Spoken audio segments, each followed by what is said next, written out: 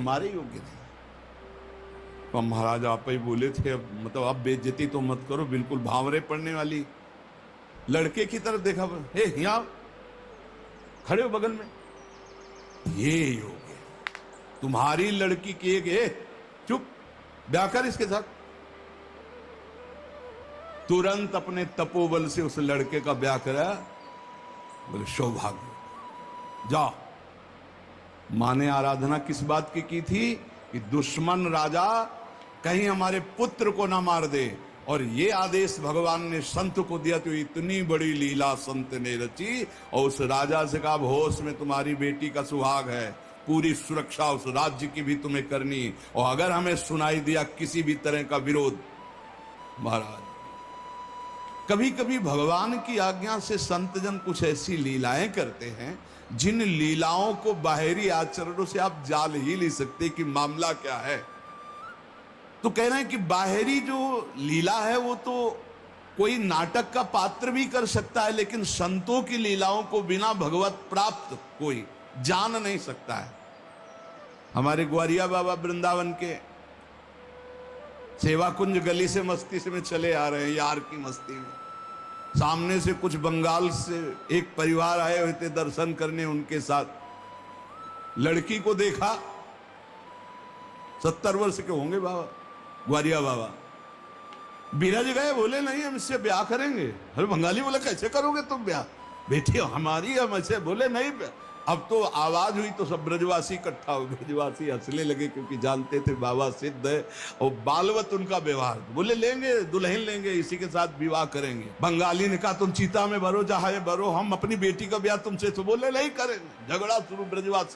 ब्रजवासी बंगाली से बोले भैया तुम नहीं जानते, ये सिद्ध महापुरुष है, एक बार हाँ कर दे, नहीं ये जल जाएगा बाबा। बोले अगर कुछ भी हो तो हम लोग हैं, तुम चिंता मत करो, एक बार हाँ कर दो। उनको समझाया, अलग ले जाए। बोले बाबा ब्याह के लिए तैयार है। बोले तैयारी की जाए। वो तो घबरा रहा है। ब्रजवासियों का बाबा पूरी तैयारी है, बस तुम अपनी तैयारी कर लो दूल्हा बनने की। यार नहीं इच्छा तुम्हारी? नहीं। बोले हमारे यार की इच्छा नहीं। चल। संतों की बाहरी लीलाएं ऐसी, जो सिद्ध पुरुष होते हैं उनको लोक व्यवहार की, क्योंकि वो अब सबको भगवत स्वरूप देकर एक आनंद लीला उनकी चलती रहती है। तो कह रहे कि नाटक करना गंभीरता का, ये सब ये तो नाटक पात्रों में हो सकता है, लेकिन भगवान के संतों की अभिनय की बुद्धि नहीं होती, वो स्वाभाविक भगवत प्रेरित लीलाएं उनकी होती रहती। बोले मिताहार, आधा किलो देसी घी, किलो 1.5 किलो रबड़ी, आधा किलो 1 किलो दाल सब्जी, ऐसी रोटी बीता से ना पी जाए। जब कोई देखे है चल उधर देख और प्रसाद पाए। संतों की तो लीलाएं जान नहीं सकते। 10 ग्राम संख्या एक बीजा में मर जाए।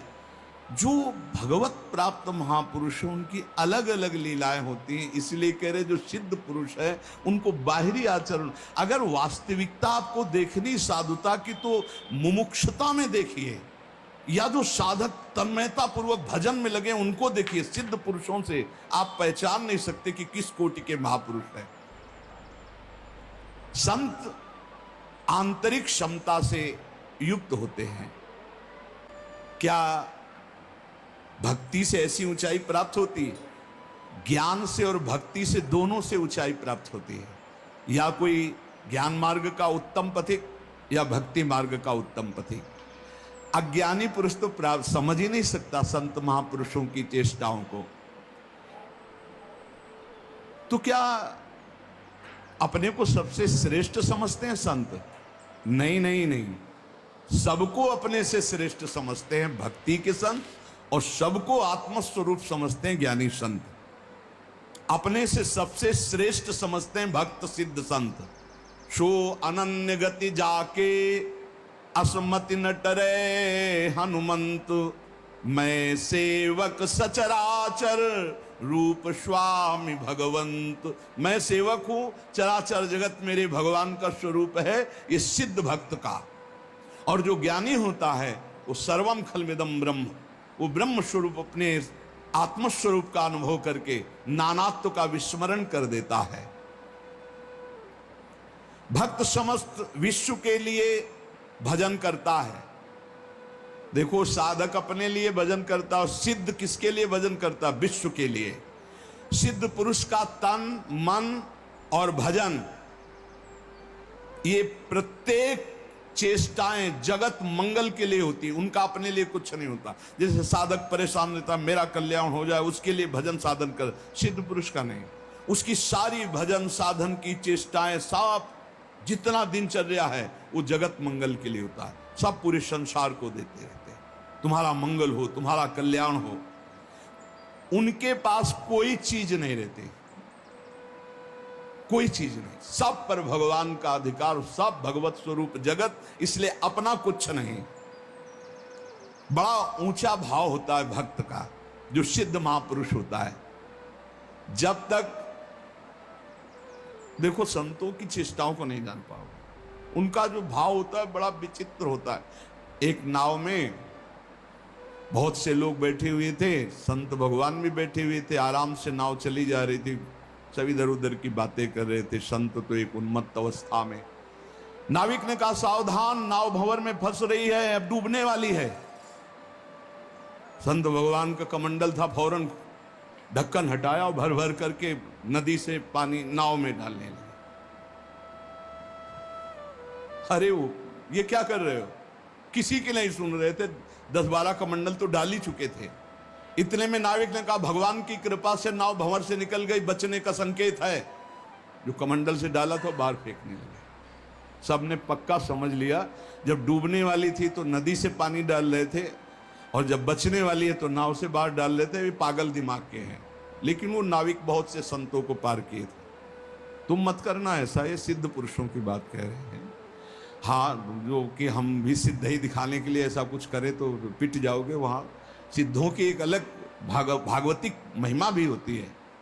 बाहर गए तो सब चले गए थे, उसके बाद साष्टांग प्रणाम किया। नाविक ने कहा, महाराज जी इतना तो आप कृपा करके बता ही दीजिए, क्योंकि मैं प्रायः संतों को यहाँ से पार करता रहता हूँ, तो संत कृपा हम पर है। आपके देखने से लगता है कि आप भजन में उन्मत्त रहते हैं। फिर आपकी ये चेष्टा मेरी समझ में नहीं आई। जब मैंने कहा नाव डूबने वाली तो आपने नदी से पानी, और जब मैंने कहा बचने वाली तो नाव से नदी में डालने लगे। इसका मतलब क्या था?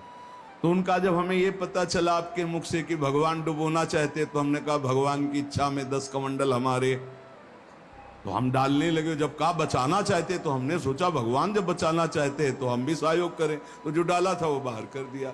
जोई जोई प्यारो करे सोई मोई भावे, भावे मोई जोई सोई सोई करें प्यारे। जो इस सिद्धावस्था को प्राप्त है वो भगवान की रुचि में रुचि मिला के चलते हैं। ऐसा आप मत करना, वो सिद्धों की अलग लीला होती है। तो यहाँ कह रहे हैं जो भक्ति में जो परिपक्व महापुरुष है, वो सारे जगत को भगवत स्वरूप मानकर अपने तन मन भजन के द्वारा सबका मंगल करते रहते हैं, सबका हित करते रहते हैं। संतों में भागवती का आवेश होता है, वो बनावटी नहीं होता। भागवती का, उससे जगत मंगल होता रहता है। बनावटी खूब गड़ छोल करके वचन बोलना, खूब लच्छेदार भाषण करना, ये तो बुद्धि की दरा से हो सकता है। लेकिन जो संतों में एक भागवतिक होता है, उसी से जगत मंगल होता है, उसी से जन कल्याण होता है। उसमें टुटका और जंतुर और कलावा और राख हो, इनकी कोई जरूरत नहीं होती। उनकी दृष्टि मात्र से, वचन मात्र से जगत मंगल होता है। मुद मंगलमय संत समाजू, जो जग जंगम तीर्थ राजू। चलते फिरते साक्षात तीर्थराज हैं, जो दरस परस अघनाश बास निज संग करो दिन। जिनके दर्शन मात्र से, स्पर्श मात्र से बड़े बड़े पाप नष्ट हो जाते हैं, ऐसे भगवान के प्रेमी संत जन होते हैं। तो क्या जैसे अज्ञानी मनुष्य को देह में ममता होती है, आसक्ति होती है, वैसे क्या संतों को भी अपनी देह प्यारी होती है? वैसा कि मैं पुरुष हूं और ऐसा अभिमान होता है? बोल के बिल्कुल नहीं। विशुद्ध ज्ञान और विशुद्ध प्रेम में मिट जाता है, बिल्कुल नहीं रहता।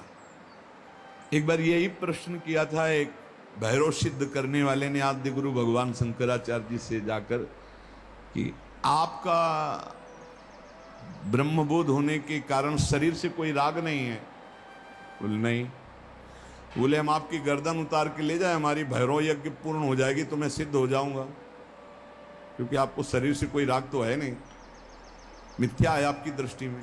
बोले पक्का, पर अभी जो उतारोगे तो शिष्य लोग हैं, ये तुम्हारा हित कर सकते हैं। कल 4 बजे आना, यहीं पीपल के नीचे मैं ध्यानस्थ होऊंगा, सर उतार ले जाना। वो 4 बजे आया अस्त्र लेकर, तो स्वामी नरसिंहाश्रम जी महाराज गंगा स्नान कर रहे थे। एकदम आवेश आया, हुंकार भरी दौड़ते हुए आए, और वो पहुंच भी नहीं पाया था, उठा के पटक दिया और नाखूनों से उसे फाड़ दिया। फिर एकदम आवेश शांत हो गया। तब ये भगवद आवेश, ये जो बड़े महापुरुषों के चरित्र हैं, ये बड़े शिक्षास्पद भी होते हैं और ये अलौकिक भी होते हैं।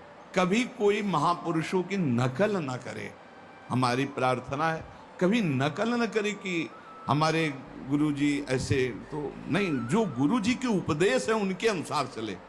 बड़े सिद्ध महापुरुषों के बड़े विचित्र विचित्र लीलाएं होती हैं। महापुरुषों की बाह्य चेष्टाओं को बिल्कुल नहीं समझा जा सकता, इसलिए कभी उनकी परीक्षार्थ ये जांच न करे कि हम बाहरी आचरणों से उनको, हम आपको सत्य कहते, बड़े बड़े महापुरुषों से मिले, आप कदापि नहीं जान सकते, कदापि नहीं जान सकते कि ये